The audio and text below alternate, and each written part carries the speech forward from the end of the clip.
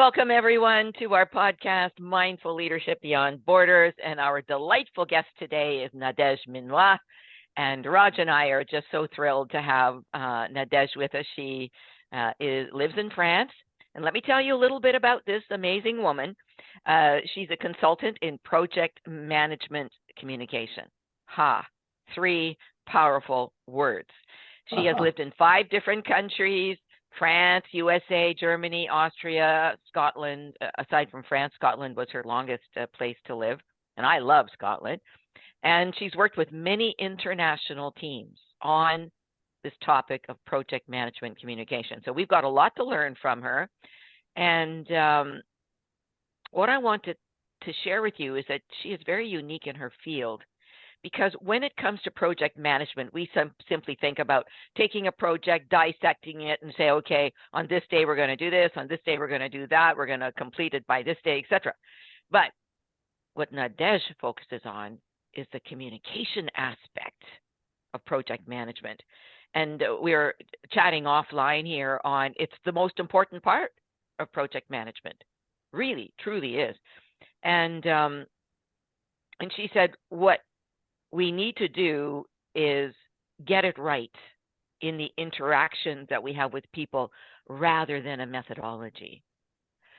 And Nadege, correct me if I'm wrong, but all the teams that I've worked on, communication is the biggest stumbling block because they think they're communicating, or they're afraid to communicate, of hurting people's feelings or whatever. So tell us what you think about that. Yeah, no, I totally agree with that. And first of all, thank you so much for having me. I'm so honored to be your guest today. Thank you, thank you. And you're right, Betska. You're right. I think communication is definitely the crucial element in any interaction you have. Yeah. And when in project management you compare communication and methodology, yes, you need a kind of methodology because you need a kind of structure and framework, but projects are run by people for people. And so what brings them together is communication. It's not that you have that type of document or this type or whatever name you want to give them. No.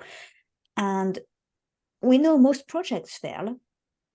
And actually, when you analyze it, most of them, it's because somewhere there has been miscommunication, misunderstanding. And so if we get that right, basically, and the interactions will get so much better.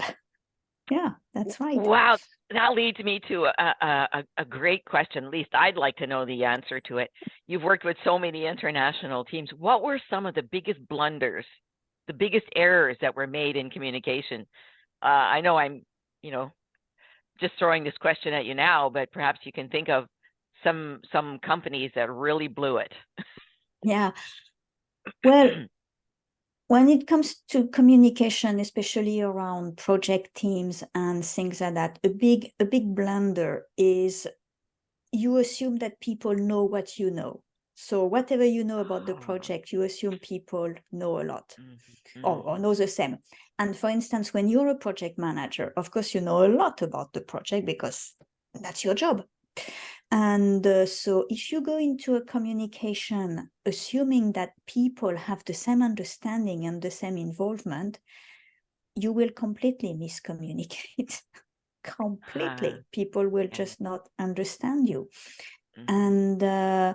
And then, of course, when you were talking about, yes, international teams and usually project, they involve very diverse people from very different departments, several organizations in many instances, and they all have different expectations, basically.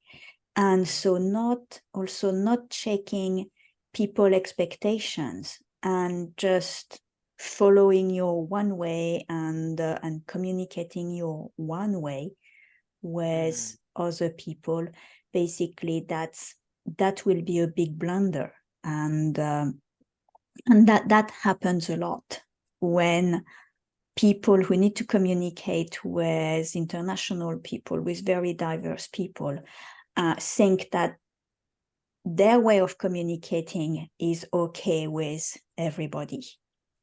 And that's just not the case. So that's a big blunder in the kind of big international projects. And that's a cultural, basically it's a kind of cultural misunderstanding, and not knowing what it is, what the differences are, and what the expectations are. I know that I noticed when I've been working with in this similar field to you is that one of the bigger blunders, as well as what you just suggested is assumption, right? Is that someone hasn't given a lot of thought to what is the mission, the vision, the goals, and the values of the project, right? At least Absolutely. the leader needs to develop the mission, vision, goals, and values, and then I believe should work with the team to massage it so that there's buy-in, right? Yeah. That's always, and with huge projects, you should always have a mission, vision, goals, and values, but it's missing. It is because the project world is so much task and result driven. Yeah. That basically, you're there to deliver, to do the things, to do what you have to do. And basically it's forget about the why. Basically, we're here to do that. This is the way you do it, and just do it. And that's it. And it's so much task and driven and result driven that it's easy to forget this aspect. What is the bigger picture behind that project? Why are we doing this project? What is the purpose? What is the goal? How does it fit with the rest of the organization, the strategy, the purpose, the overall goals of the organization? And it's true that you forget that. And so you tend to communicate to people about this very kind of focused tasks and things you have to do and to deliver. And people just don't understand, basically, and in a way they don't care about it. That what they care is the benefits, the purpose, the goal. Right. Yeah. So that's very good. Yes, it is missing. There's no buy-in, right? No. The people don't buy in. They just start to do tasks, but the heart isn't really in it. That's right. That's right. And because they're told, we're going to do that, and that's a new product you're going to use, and we're going to give it to you in 6 months or whatever. And so no, you don't have buy-in and proper involvement, because you don't put that, if I can say, almost that emotional level, basically. Project management really talks to people's head, to their, almost talks to their diary, if I can say. And you forget to talk to people's heart, to people's feelings. Absolutely.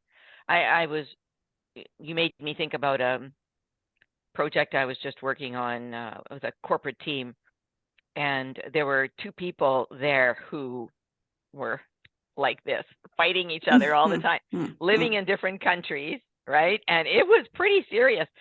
So I had them do their DISC, the DISC behavioral profile, and you could really see why they were fighting. Yeah. So I made some suggestions to the company as to how they could rectify that. But I mean, that's another major issue, right? Is people have different behavioral styles and personalities, and if they're at loggerheads, you have to fix it. You can't just let it ride.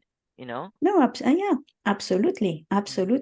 And these kind of things in the project management world usually is kind of set aside, because what people care about is to deliver the project. And so they say, well, get on with it. You don't get along, you can't work together, doesn't matter, work together, you've got to. And that's it. And people don't spend the time and the attention to these problems, that it's about people working together. And if you don't have the communication right, and if people can't understand each other and can't respect each other's ideas, it's not going to work. No, that's right. Well, folks, we've been chatting with NadegeMinois about blunders in corporate communication, and we're going to come back in segment 2. So stay tuned, because we want to talk about more of the crucial aspects of effective communication, the benefits of it. So stay tuned. We'll be right back.